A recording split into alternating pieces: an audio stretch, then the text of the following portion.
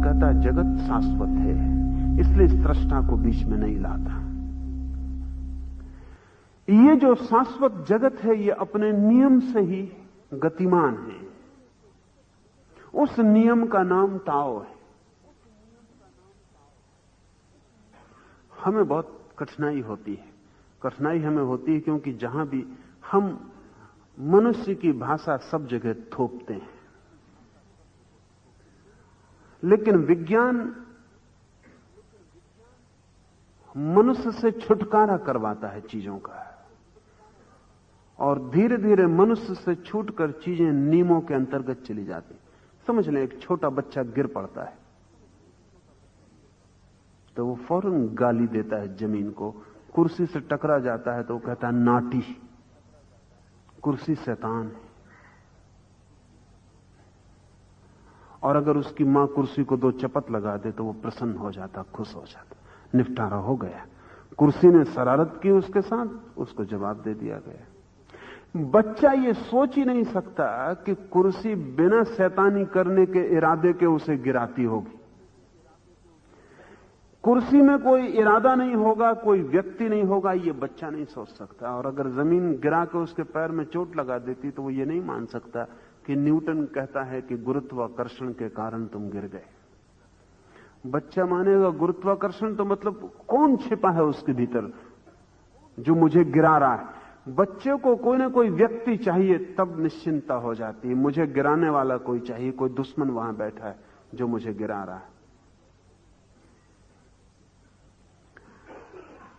बच्चों की भाषा में जो लोग सोचते हैं उनके नियम को समझना उन्हें बड़ा कठिन पड़ेगा। लेकिन विज्ञान चाहे धर्म का हो चाहे पदार्थ का, व्यक्तियों की भाषा में नहीं सोचता, इम्पर्सनल लॉज, निर्वैयक्तिक नियमों की भाषा में सोचता है। जमीन आपको गिराना नहीं चाहती, जमीन का कोई इरादा नहीं है। आप गलत चलते हैं, गिर जाते हैं। जमीन तो सिर्फ एक नियम है, एक कशिश है, एक आकर्षण का नियम है। आप ठीक नियम मान के चलते हैं, जमीन आपको कभी गिराएगी नहीं। आप नियम के विपरीत चलते हैं, आप गिर जाते हैं। जमीन का कोई इरादा आपको गिराने का नहीं है, और जमीन को आपका पता भी नहीं है कि आप कब गिरे, क्यों गिरे।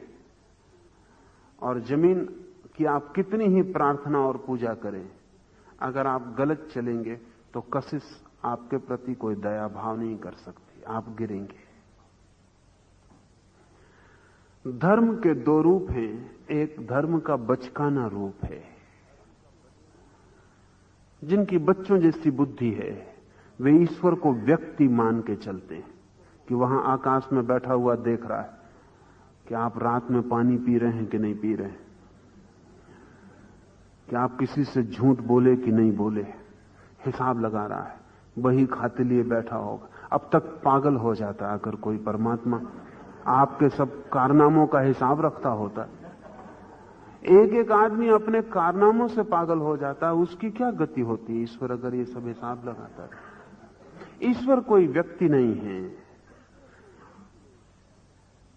लेकिन हम उसे व्यक्ति मान के चलते हैं। तो हम हाथ जोड़ के प्रार्थना करते हैं उससे कि मुझ पे जरा दया रखना, मेरा जरा ख्याल रखना। किससे आप बात कर रहे हैं? क्यों ये बात कर रहे हैं? ये वही आपका तर्क है जो बच्चे का कुर्सी से चोट लग जाए तो बच्चा समझता है कुर्सी कोई शरारत कर रही, शैतान कुर्सी, अच्छी कुर्सी नहीं। दूसरी कुर्सी जिस पे से वो कभी नहीं गिरा उसे मानता है साधु कुर्सी, कभी गिराती नहीं। जिस दरवाजे से उसको खरोंच लग जाते वो समझता है ये दरवाजा शरारती। ये बच्चे की भाषा है। ये बच्चे की भाषा हम जब जगत पर लगा देते हैं तो हमारे बचकाने धर्मों का जन्म हो जाता है। फिर अगर ईश्वर हमें नौकरी लगवा देता है तो हम प्रसन्न होते हैं, और अगर नहीं लगवाता तो हम नाराज होते हैं। एक आदमी ने मुझे आके कहा कि 3 दिन का समय दिया था, पत्नी बीमार थी और मैंने 3 दिन का समय जाके मंदिर में भगवान को दे दिया। और कहा कि अब सब दांव पर लगा दिया है, अगर 3 दिन में पत्नी ठीक नहीं होगी तो समझ लूंगा कि कोई ईश्वर नहीं, और अगर ठीक हो गई तो सदा के लिए तुम्हारा भक्त हो जाऊंगा। पत्नी ठीक हो गई, वे सदा के लिए भक्त हो गए हैं। मैंने उनसे कहा कि अब दोबारा ऐसा मत करना, संयोग सदा काम नहीं करेगा। एक दफा परीक्षा ले ली, बहुत है, अब अपनी आस्तिकता को बचाना, अब दोबारा ये भूल मत करना, नहीं तो आस्तिकता मिट्टी में मिल जाएगी। पर आदमी का मन ऐसा है कि उसकी पत्नी बीमार है, इसके लिए भी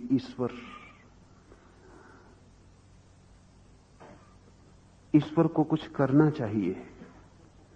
और वो ये भी सोचता है कि अगर मैं कहता हूं कि मैं तुम्हें मानना छोड़ दूंगा तो धमकी भी दे रहा है, और वो खुशामद भी कर रहा है कि मैं तुम्हारी पूजा करूंगा, फूल चढ़ाऊंगा, जैसे कि सारे फूल उस पर चढ़े हुए ही नहीं।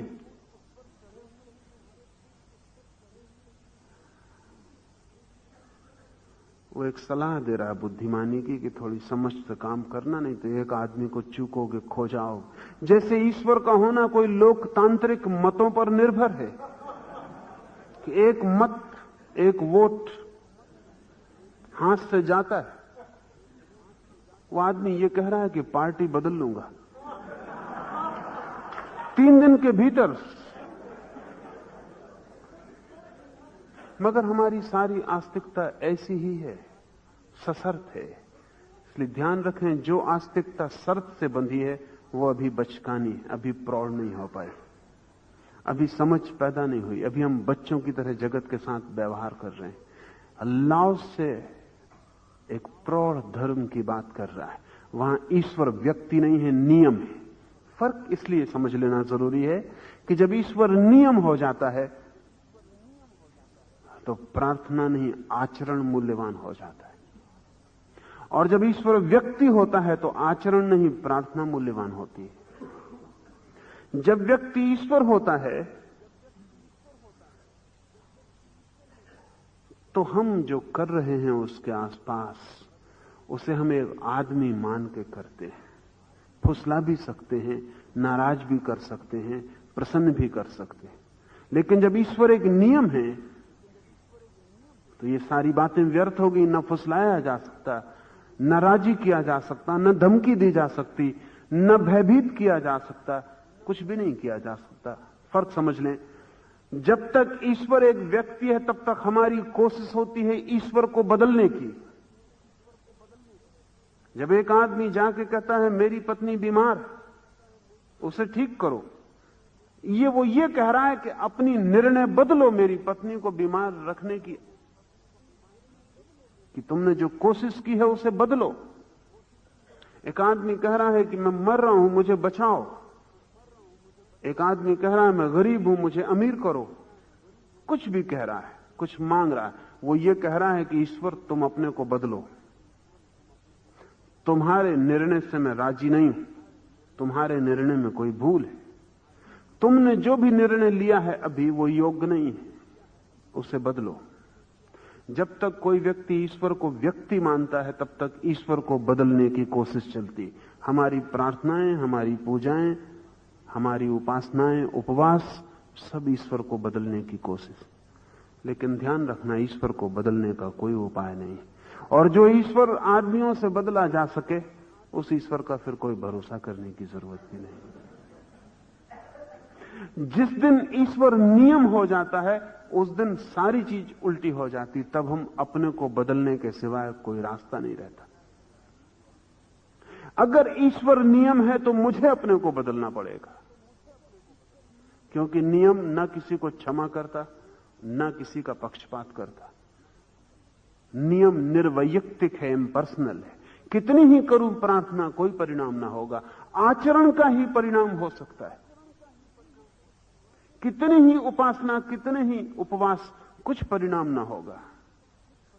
कितनी ही मांग करूं, कितनी ही कातरता से चिल्लाऊं, इससे कोई हल ना होगा। नियम सुनता नहीं, नियम शब्दों को नहीं मानता, नियम तो आचरण को, भीतर जो बदलाहट होती व्यक्तित्व की, उसको मानता है। मैं कितना ही पृथ्वी से कहूं कि मैं इर्छा तिरछा दौड़ूं, मेरी टांग मत तोड़ देना, उससे कोई फर्क ना होगा। मैं गिरूं तो मुझे चोट मत देना, उससे कोई फर्क ना होगा। मुझे अपने को ही बदलना पड़ेगा। हां, मैं अपने को इतना बदल सकता हूं कि पृथ्वी का सारा गुरुत्वाकर्षण भी मुझे जरा सी चोट ना पहुंचा पाए, क्योंकि गुरुत्वाकर्षण चोट पहुंचाने को नहीं है। गुरुत्वाकर्षण किसी को गिराने को नहीं है, न किसी को उठाने को है। गुरुत्वाकर्षण एक निर्वैयक्तिक नियम है। उस निर्वैयक्तिक नियम के बीच अगर मैं अपने को बदल लेता हूं, बदलने का मतलब है कि अगर मैं उस नियम और अपने बीच तालमेल, हार्मनी निर्मित कर लेता हूं, अगर उस नियम और मेरे बीच एक छंदबद्धता आ जाती, उस नियम के और मेरे बीच कोई शत्रुता और कोई विरोध नहीं रह जाता, उस नियम और मेरे बीच एक अविरोध निर्मित हो जाता है। वो नियम और मैं एक हो जाते हैं। उस नियम से मेरी कोई अलग सत्ता नहीं रह जाती, उस नियम की मुझसे अलग कोई सत्ता नहीं रह जाती। हम मिल जाते हैं और एक हो जाते हैं। तो फिर उस नियम से मुझे दुख नहीं पहुंचता, उस नियम से मुझे आनंद मिलने लगता है। जगत से हमें दुख पहुंचता है क्योंकि हम नियम के प्रतिकूल हैं। जीवन हमारा नरक बन जाता है क्योंकि हम नियम के प्रतिकूल हैं। जीवन स्वर्ग हो जाता है जब हम नियम के अनुकूल हैं, और जीवन हो जाता है मोक्ष जब हम नियम से एक हैं।